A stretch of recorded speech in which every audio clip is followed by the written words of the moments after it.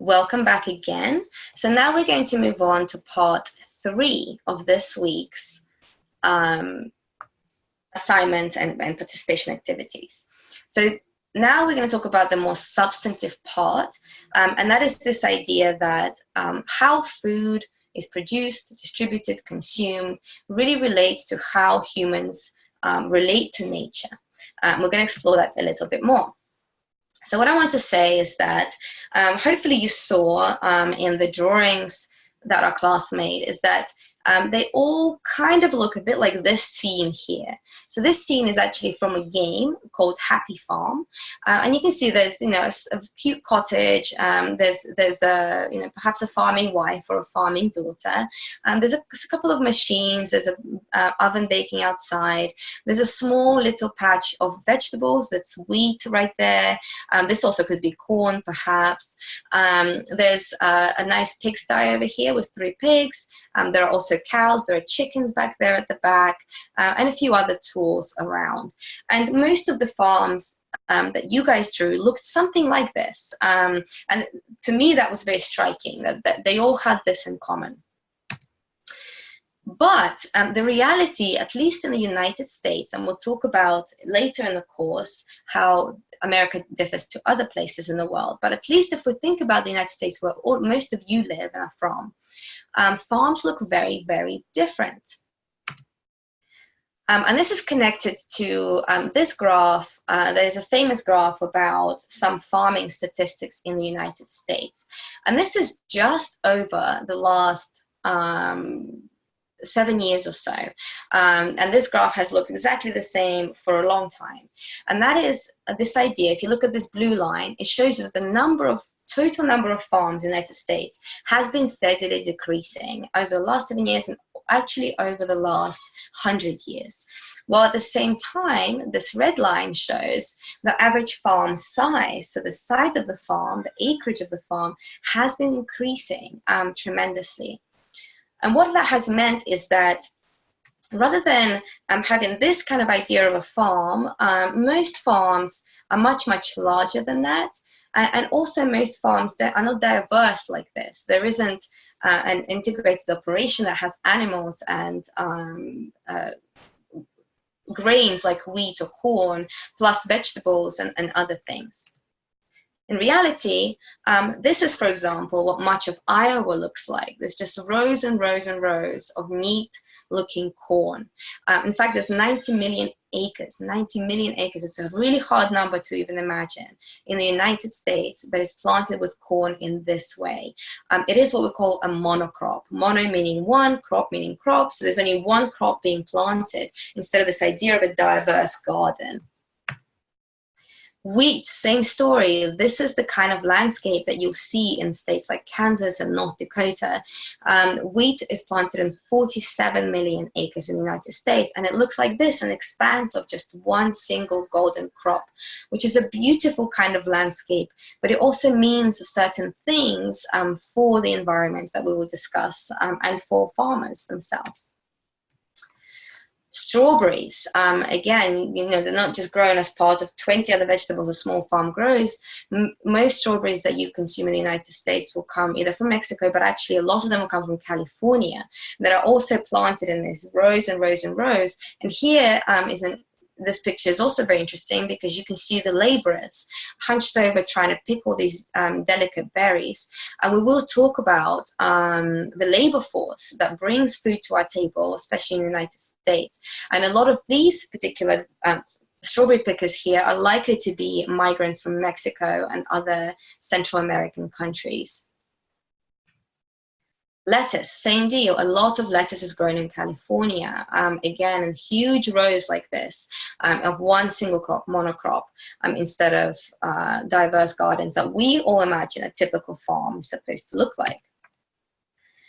Beef, so cows rarely are found outside on green pastures eating grass. They're actually in these huge, huge, huge numbers on huge farms again, and 95% of beef in the United States or cows in the United States are finished, which means that they're fattened up towards the end in feedlots, which look like this, just rows and rows and rows through which food passes. And here you see these cows are outside. A lot of the time they'll actually be enclosed as well. In perhaps factory-like conditions like this one for hogs, so pigs as well, and not necessarily found outside in green barns or pastures, but inside in big operations like this. Chickens, similar deal. There are no windows typically in the facilities that produce chickens, and we'll talk about that a lot of the time, even when you see something written on on an egg package that says free range, chickens have barely more space than what you see here. They don't have individual boxes in which they're confined, which is also another way to grow poultry. So the question is, this differs markedly to the drawings that you guys produced, and how I would have imagined the farm as well. And it's very different to this kind of happy farm image that we perhaps like to think exists. In fact, what I want to share with you is that the story that we're going to encounter in this kind of production that you just saw, this kind of monoculture production, is not so happy as we would like it to be. And here are some facts that you may or may not know. One is that this incredible fact that more people now in the entire planet Earth, more people die from diet-linked chronic diseases like diabetes, heart disease, stroke, certain cancers, a lot of which are linked to diet. And more people die from those than from all infections. So typically kind of infectious diseases that you might find in the tropics, all road accidents, and all crime, war, and terrorist acts combined.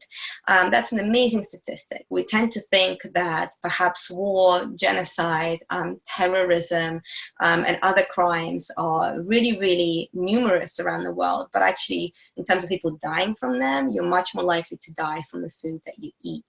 In fact, there are 60% of all deaths today are due to diet-linked chronic diseases, a number that is projected to increase to 75% by 2020.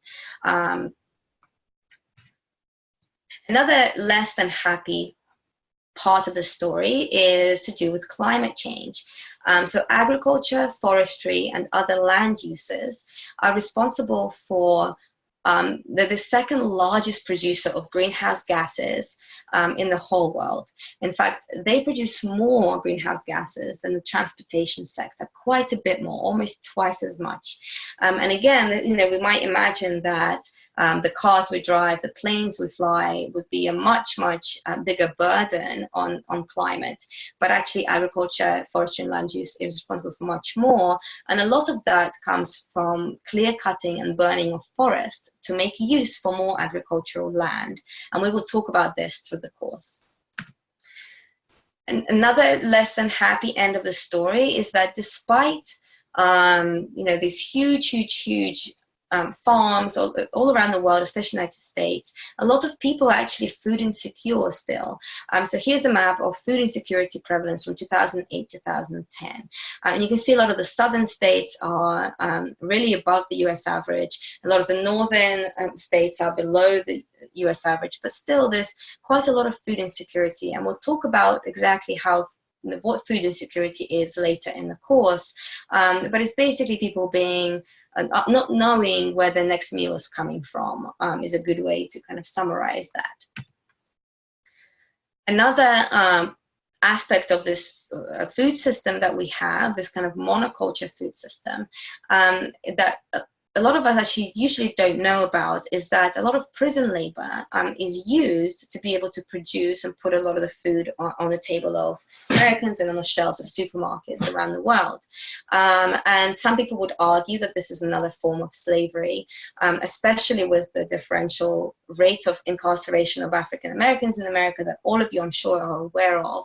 So we'll talk about this as well, that what kind of labor, who produces the food that comes to our table. And what does that mean? Another less than happy statistic, and I could go on and on and on, but this is going to be the last one that I share with you, is quite incredible. And that is that today, out of all of the suicides that happen in the United States by the occupation of the person, farmers are much more likely to commit suicide than any other group, including veterans that have returned from service in combat. And this is a statistic from 2012 that shows just how much more likely you are to commit suicide if you're a farmer, if you work in fishing and forestry. And we will look at why that is. What is it that's causing this later in the course as well. So the big point being that that we tend to think of farms in this happy way, this like the game that you showed in the drawings that you all drew, but really the world looks very different. And why is that? What is really happening there? And you can see the background of this slide is a supermarket, and I just want you to bear that in mind. So one, of course, is one reason for why we see the farms that way is because that's how really the media represents it and how popular culture likes to imagine it. So think back to that image of the game that I showed you. That was the game that people play. You're not likely to find games that are focused on growing just wheat. The game called The Farm of Wheat is not going to sell very much. And there are other popular representations of farming that feed into this image of an ideal, a rural ideal where everybody's kind of happy, happily getting along and living together. Another, of course, is that brands use images of nature, of happy farms, of grasslands to sell their goods, whether or not the products actually came from those specific environments. And hopefully you would have seen this in some of the products that you would have found in your pantries or in your fridge in the supermarket. And we'll also talk about kind of the truth in how brands represent different foods and what that means, and whether or not we can trust that. Another aspect, and I'll come back to this a little bit later as well, is that most of us now live in cities, in urban food environments. We're not necessarily living in small communities where the local farmer lives down the street. Most of our food that we buy comes from stores like the one in the back of this slide, with neat shelves of heavily packaged, heavily branded foods.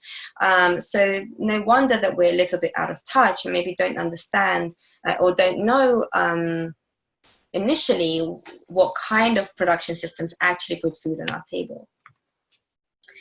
And another reason that's related to the ones I just mentioned is our personal experiences.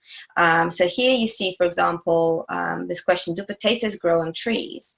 And that comes from a specific survey that was done by the British Nutrition Foundation in 2013, where researchers surveyed 27,500 5 to 16-year-olds, and they found some pretty amazing characteristics.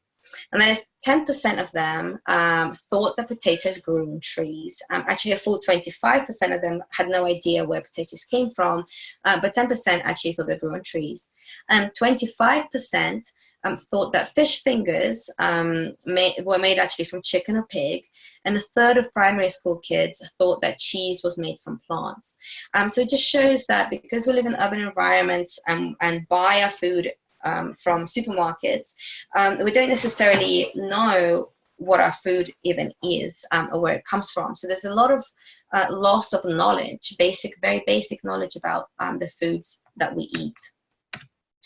Not to show that the UK is not the only place this happens. It happens in many nations, including the United States. So the United States Department of Agriculture, the USDA, has surveyed adults asking similar kind of questions around food. And in the 1990s, the survey found that 20% of adults did not know that hamburgers came from beef, which is kind of an amazing statistic. And more recently, in 2017, they found that 7% of adults think that chocolate milk comes from brown cows, I guess as opposed to white cows or some other cow that they imagined. Of course, that's not true. It's just milk from any cow mixed with chocolate. And in terms of the experiences, let's think about our class as well. 13 of you, which is 57% of the class, have never been on a farm. So of course, how are you, supposed to imagine what a farm looks like if you've never been on one? And five of you, 23% of the class, don't really cook at all. The rest of you do, which is I was kind of surprised. I thought more of you wouldn't have the opportunity to cook very much. But it shows that we have very different experiences that might not set us up to know where our food actually comes from. And I just want to actually point out the flip side of that. Our Haitian scholar colleague wrote a really interesting response to say that food is a big part of the Haitian culture, and her family would stop to pick herbs and other edible plants on the side of the road that they knew were edible and could be used and probably very nutritious, that for the rest of us, we would just bypass, we barely notice it as part of a general landscape and probably just think they're weeds. So again, there can be very different experiences based on where you and how you grew up. So all of this to say is that most of us are very distant from farms, and therefore we're very actually distant from nature as well. And the trope that I would like us to think about throughout the course is, how do humans actually relate to nature, and what consequences does that have for how we grow and eat food? And we'll talk a little bit now about I'll give you a very, very quick crash course on some of the ideas, especially in Western thought, around the relationship between humans and nature. And at this point, I'd really like you to take notes. This slide is going to be very simple, but I am going to fill in a lot of details for you. So take a bunch of notes so that you have them to use later. Let's begin. So the first, and a lot of you will hopefully recognize some of these ideas in your daily lives. And the first is that from its beginnings, Christianity and other religions, but we'll just talk about Christianity for now, has promoted certain views and certain relationship between humans and the natural world. The first idea is that there is a life after death, whether that's going to heaven or hell, or if you're a Buddhist and you have reincarnation, second life. But the idea that there is a life after death promotes the idea that humans can transcend nature. If we can come back, or if we can go on to live after our time on the planet, that means we've been able to transcend nature and come away from it, come apart from it.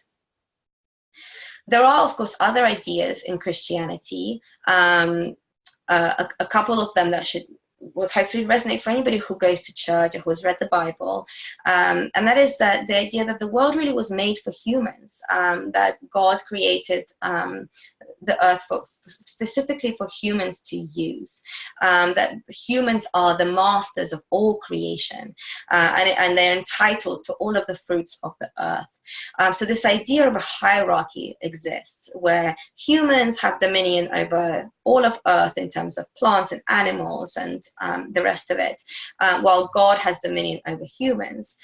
So we occupy this kind of middle position.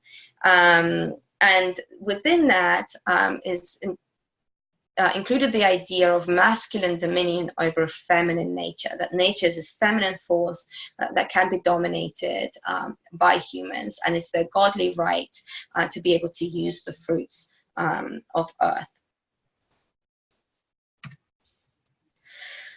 So another common thread that goes back a long way, all the way back to ancient Greece, is the general philosophical ideas about humans and their relationship to nature in philosophical thought. So going all the way back to ancient Greece, to Aristotle, an idea that has been perpetuated and went all the way through to the medieval period, to Thomas Aquinas, all the way through to today. And this is the idea that the life of animals and plants is not preserved, and this is a quote, the life of animals and plants is not preserved for themselves, but for man. It's, again, this idea of a hierarchy, that there is God and there's human beings, and then there's the rest of the earth. That goes back all the way through to ancient Greek philosophy. Fast forward very, very quickly to the Enlightenment, which happened around the 17th and 18th century, European Enlightenment, which was this idea that through scientific reason, through evidence-based thinking, we can uncover the laws of the universe and start to manipulate it as a result. So the scientific revolution brought so many advances. It brought the steam engine in the 18th century. It brought capitalism, people would argue, originated around then as well. And it brought the Industrial Revolution. So when people started to be able to create products en masse in factories and build big machines to be able to reproduce products at a much faster rate and bring down their costs. And this obviously had a huge positive impact in many ways on people's standard of living, but it also had negative impacts as well. Hopefully you've covered the Industrial Revolution and other courses, but to give you an idea, 19th century London, for example, was typically always covered in horrible smog from all the factories that had popped up around the city and around the country as well. And many people had died as a result from inhaling all of this smoke. And there's just one negative effect. The other could be said that this idea of the human body and other biological processes also running like machines. Because human beings started to create machines that ran to specific orders and they could manipulate them to get them to produce what they wanted them to produce, that bodies also were more like a machine. So this idea of body as a machine metaphor started to populate how people talked about biological beings like humans and biological processes. So we encountered that idea of kind of the metaphors borrowed from industrial processes and applied to biological ones. My battery is running low, so I'm just going to pause this for 1 second and come back. Oops. In just one. Okay, so let's come back to this.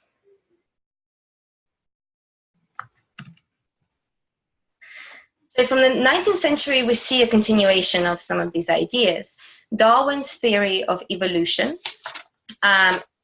in his book, The Origin of Species, which is an 1859 book from the 19th century, has provided this idea of survival of the fittest, right? That nature has competition at its base, and unless you are dominant in that competition, you're going to lose out. And this has been kind of misapplied to the social world.